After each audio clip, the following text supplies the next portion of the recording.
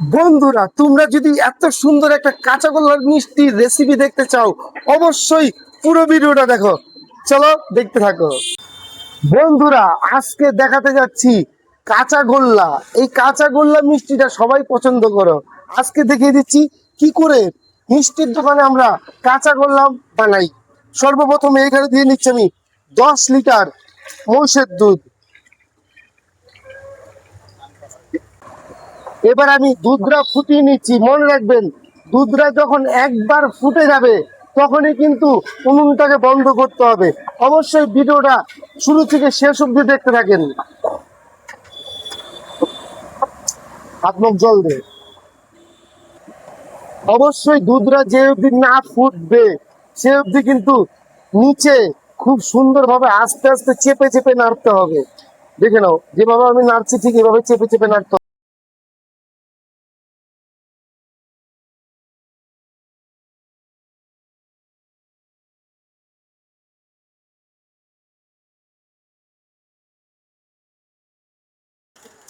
এবার আমি প্রায় 250 মতো জল নিয়ে নিয়েছি। এর মধ্যে আমি 20 গ্রামের মতো ফিট দিচ্ছি ময়দা। যেহেতু 10 লিটার দুধ, এর জন্য আমি 20 গ্রাম ময়দা গুলে এই দুধের মধ্যে দিয়ে নিচ্ছি।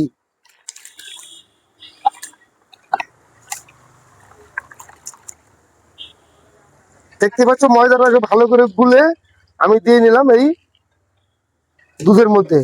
দাদা এটা জানতো, ময়দাটাকে এই দুধের মধ্যে ভালো করে মিশাতে হবে। মিশে গেল। এইবার আমি দিয়ে নিচ্ছি ছানার জল। এই ছানা কাটানো জলটা আমি দিয়ে নিচ্ছি। আস্তে আস্তে জলটা দেবে আর আস্তে আস্তে নাড়বে। ঠিক যেভাবে দেখাচ্ছি এভাবে এই মিষ্টিটা বানানোর চেষ্টা করবে। খুব সুন্দর একটা মিষ্টি। আর এই কাঁচা গোল্লা মিষ্টি, এমন কোনো মানুষ নেই যে কাঁচা গোল্লা মিষ্টি পছন্দ না করে।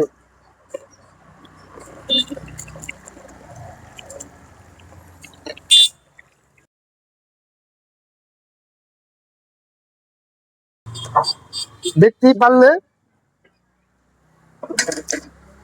দেখতেই পারলে কত সুন্দর ভাবে ছানাটা কেটে গেল। এবার আমি ছানাটা কাটিয়ে নিচ্ছি।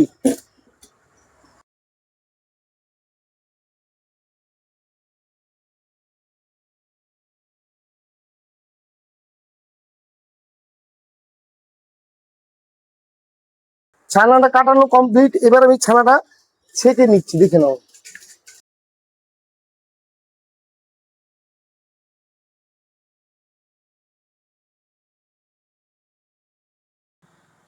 ছানার জলটাকে ভালো করে ছেঁকতে হবে যাতে জল না থাকে। আমার এখানে ছানার জলটা ছাকানো কমপ্লিট। এবার আমি দেখো কড়াইয়ের মধ্যে ঢেলে দিচ্ছি। যেহেতু 10 লিটার দুধের কাঁচা গোল্লা করছি, এর জন্য আমি দিয়ে নিচ্ছি 800 গ্রাম চিনি।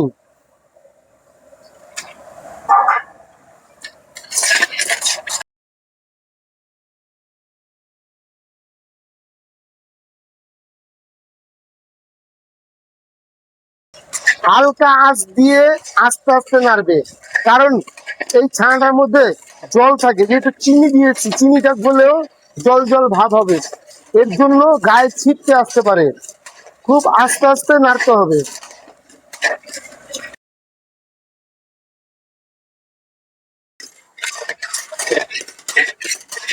এবার আমি দিয়ে নিচ্ছি দুটো ছোট এলাচ ফাটিয়ে।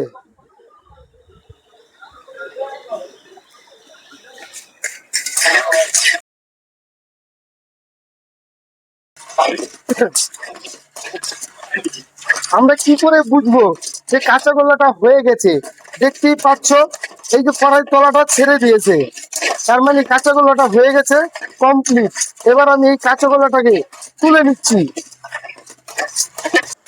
কাঁচা গোল্লাটা কমপ্লিট হয়ে গেছে। এবার আমি কাঁচা গোল্লাটা তুলে নিচ্ছি। দেখো,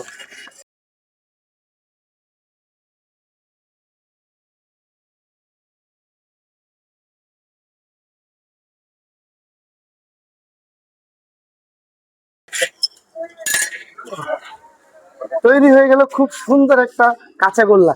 এবার আমি এটা ঠান্ডা হয়ে গেলে কাঁচা গোল্লার শেপটা দিয়ে দেখিয়ে দিচ্ছি। চলো সাথে থাকো। অবশেষে কাঁচাগোল্লা কমপ্লিট হয়ে গেছে, ঠান্ডা হয়ে গেছে। এবার আমি কাঁচাগোল্লাটা বেঁধে নিচ্ছি। দেখো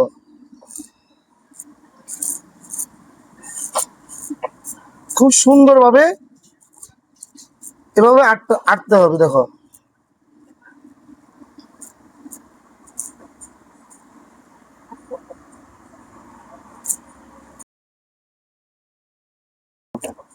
এই কাঁচাগোল্লা মিষ্টিটা সবাই পছন্দ করে, ছোট থেকে বড় সবাই এই কাঁচাগোল্লা মিষ্টিটা পছন্দ করে, কারণ এতটাই সুস্বাদু আর ফ্রেশ দুধের, একদম পিওর দুধের কাঁচাগোল্লা হয়।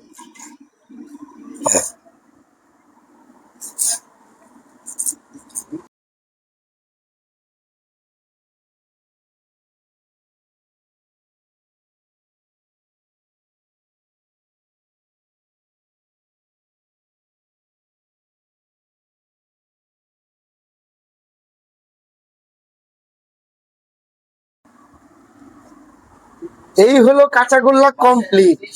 আমার এই কাঁচাগোল্লার মিষ্টিটা যদি ভালো লেগে থাকে, প্লিজ লাইক কমেন্ট শেয়ার করে একটা সাবস্ক্রাইব করবেন, কারণ আপনাদের একটা সাবস্ক্রাইবই কিন্তু আমাকে একটু উৎসাহিত করবে, আর নতুন নতুন সুন্দর সুন্দর রেসিপি দেওয়ার আগ্রহী হব আমি। নমস্কার।